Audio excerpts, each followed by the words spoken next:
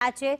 હાલમાં બોપલ અને ઘુમાનો એવો વિસ્તાર કે જ્યાં કરોડો રૂપિયાના લોકોએ બંગલો લીધા, તેમ છતાં પાણી ભરાયા છે। હજી અંડર ડેવલપમેન્ટ વિસ્તાર કહી શકાય, વિકાસ હજી થઈ રહ્યો છે, પરંતુ આખરે કઈ ચૂક થઈ કે લોકોના ઘરોમાં પાણી ભરાઈ ગયા।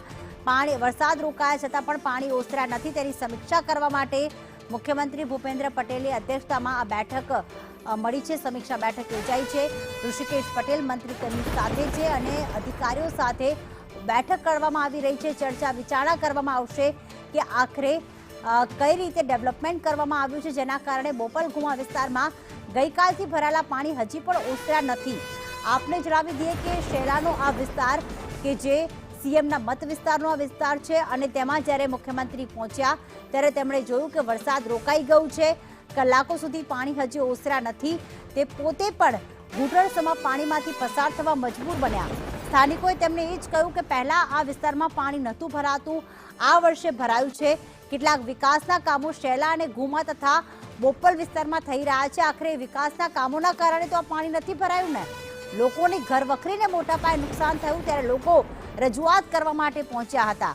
બોપલ ઘુમાનો વિસ્તાર કે જ્યારે મુખ્યમંત્રી ભૂપેન્દ્ર પટેલ ત્યાં પહોંચ્યા, તેમની સાથે ઋષિકેશ પટેલ મંત્રી પણ હતા, પોલીસ કમિશનર પણ હતા અને ખાસ તેમણે લોકોને આશ્વાસન આપ્યું છે, સ્થાનિકોને આશ્વાસન આપ્યું છે કે બીજી વખત આવું ક્યારે નહીં થાય, ક્યારે આ પ્રકારે સોસાયટીઓમાં ઘરોમાં પાણી નહીં ઘૂસે અને તેની જ સમીક્ષા કરવા માટે હાલમાં મુખ્યમંત્રી ભૂપેન્દ્ર પટેલ અધિકારીઓ સાથે બેઠક કરી રહ્યા છે।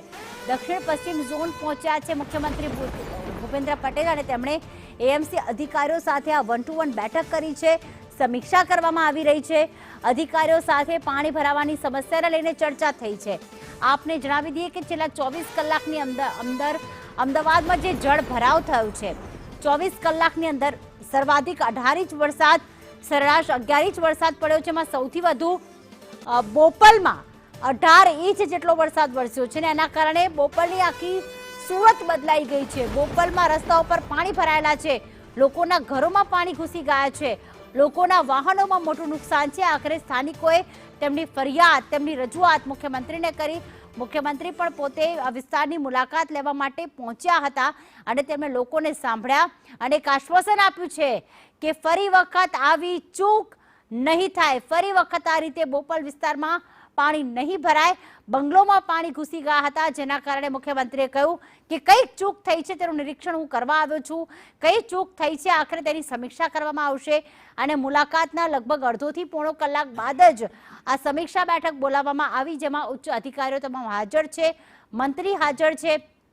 ખાસ મુખ્ય મુદ્દો એ રહેશે કે અમદાવાદમાં જ્યારે 18 ઇંચ સરેરાશ વરસાદ પડે છે, સર્વાધિક વરસાદ પડે છે, 10 થી 12 ઇંચ અલગ અલગ વિસ્તારમાં વરસાદ પડ્યો છે, ત્યારે પ્રી મોન્સૂન કામગીરી આખરે ક્યાં સુધી પહોંચી, શું કરવામાં આવ્યું પ્રી મોન્સૂન કામગીરીમાં?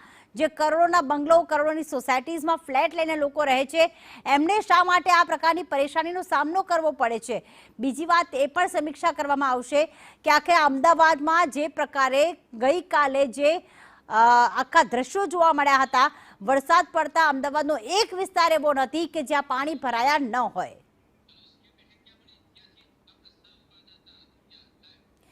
ત્યારે મુખ્યમંત્રીની જે બેઠક મળી છે, સમીક્ષા બેઠક કરવામાં આવી રહી છે, ત્યાંથી જ અત્યારે અમારા સંવાદદાતા દિવ્યા ચૌહાણ જોડાઈ ગયા છે। દિવ્યા, બોપલ વિસ્તારની મુલાકાત અને તરત જ સમીક્ષા બેઠક કરવામાં આવી, આ વાતનો સંકેત છે કે મુખ્યમંત્રી અમદાવાદની પરિસ્થિતિ માટે ખૂબ જ ગંભીર છે, અધિકારીઓને ઉધડો પણ લઈ લેશે કે આખરે કામ શું કર્યું તમે?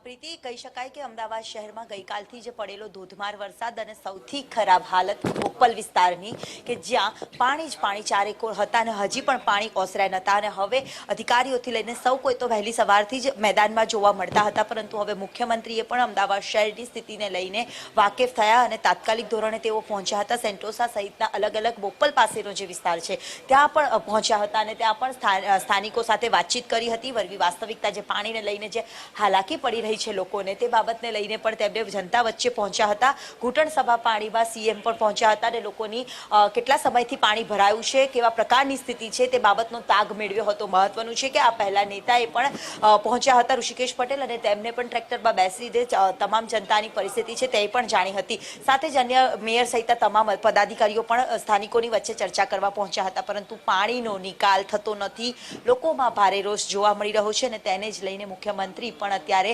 અમદાવાદમાં પહોંચ્યા હતા. સેન્ટોસા સહિતના બોપલ પાસેના જે અલગ અલગ સોસાયટીઓ છે ત્યાં પણ તેમણે વિઝિટ કરી હતી અને વિઝિટમાં પણ જે ખામી ખરાબી જે સામે આવી હતી તેને લઈને ઉધડો છે, જે અમદાવાદના મેયર, કમિશનર સહિતના તમામ પદાધિકારીઓ અત્યારે હાજર છે, તેમનો ઉધડો પણ લીધો હતો અને તેમને ટકોર પણ કરી હતી કે આ જ પ્રકારની પરિસ્થિતિ પાછળ જવાબદાર કોણ. કારણ કે દર વખતે અમદાવાદમાં પાણી ભરાય છે અને પાણીનો નિકાલ થતો નથી. દર વખતે દાવાઓ કરવામાં આવે છે અને વરવી વાસ્તવિકતા સામે આવે છે. મહત્વનું છે કે સંદેશ ન્યૂઝે પણ ગ્રાઉન્ડ ઝીરો રિપોર્ટિંગ કર્યું હતું, જનતાની વચ્ચે પહોંચ્યું હતું. પહેલા સંદેશ પહોંચ્યું, પછી ત્યારબાદ તંત્ર પહોંચ્યું હતું ને સંદેશના અહેવાલ બાદ અધિકારીઓ પણ દોડતા થયા હતા, નેતા પણ દોડતા થયા હતા. જ્યારે બાદ હવે સીએમએ પણ અધિકારીઓનો ઉધડો છે તે લીધો છે. હાલ બેઠક છે જે પાણીની પરિસ્થિતિને લઈને ચાલી રહી છે. જી બિલકુલ, તમે પણ બોપલ વિસ્તારમાં પહોંચ્યા હતા દિવ્યા, અને જ્યારે મુખ્યમંત્રી ભૂપેન્દ્ર પટેલ પહોંચ્યા પોતાના મત વિસ્તારમાં, આ સ્થિતિ જોઈને પોતે પણ ચોંકી ઉઠ્યા હશે. કારણ કે અમદાવાદનો આટલો પોશ વિસ્તાર કે જ્યાં કરોડોના ફ્લેટ્સ આવેલા છે, બંગલોઝ આવેલા છે, ત્યાં જો આવી સ્થિતિ હોય તો પૂર્વ વિસ્તારની તો વાત જ શું પૂછવી. આખરે કેવી પરિસ્થિતિનું નિર્માણ થયું જ્યારે તેઓ પહોંચ્યા, જ્યારે તેઓ ત્યાં પહોંચ્યા ત્યારે સ્થાનિકોએ શું ફરિયાદ કરી? પ્રીતિ, સ્થાનિકોની ફરિયાદ એક જ હતી કે વારંવાર પાણી ભરાવાની સમસ્યા છે, તેનું નિરાકરણ ક્યારે આવશે. કારણ કે દર વખતે દાવાઓ કરવામાં આવે છે કે આ ચોમાસે વરસાદી પાણી નહીં ભરાય, પરંતુ કરોડોના બંગલા અને એ જ બંગલા આજે પાણીમાં ગરકાવ થયેલા નજરે પડી રહ્યા છે. લોકોને રહેવા માટે ઓટલો તો મળ્યો, પરંતુ ખાવા માટે ઓટલો પણ ના મળ્યો. ઓટલો તો હતો પરંતુ રોટલો ના મળ્યો. આ જ પ્રકારની પરિસ્થિતિ ત્યાં ઉદ્ભવી હતી અને લોકોને રેસ્ક્યુ કરીને બહાર કાઢવા પડે તે પ્રકારની સ્થિતિ જોવા મળી હતી. અત્યારે હાલ બેઠક છે તે ચાલી રહી છે. મહત્વનું છે કે જે ત્યાં બોપલ પાસેનો જે વિસ્તાર હતો કે જ્યાં લોકોની ઘર વખરી છે, જે લોકોની વર્ષોની મહેનત હોય તે પણ સામાન છે બહાર તરી આવતો હતો. ટ્રેક્ટરમાં લોકો સહારો લઈ રહે છે, પોતાના નિવાસ સ્થાને પહોંચતા હતા. તો જે તમામ જે બોપલ વિસ્તાર એક એવો વિસ્તાર છે કે જ્યાં કરોડોના બંગલાઓ પણ આવેલા છે, એ જ બંગલા પાણીમાં ગરકાવ થયેલા જોવા મળતા હતા. પરિવાર વેરવિખેર જોવા મળતા હતા. લોકોની દયનીય સ્થિતિ હતી અને આંખો ભીની, અને પ્રશાસનને એ જ પૂછે કે મારો શું વાંક હતો, ટેક્સ ભર્યો એટલા માટે આ પ્રકારની પરિસ્થિતિ ઉદ્ભવી થઈ. આ જ પ્રકારની સમસ્યાઓ, આ જ પ્રકારની હાલાકી અને જનતામાં પણ ભારે રોષ પ્રશાસન સામે જોવા મળ્યો હતો. અને આખરે હવે મુખ્યમંત્રી પણ એક્શનમાં આવ્યા છે.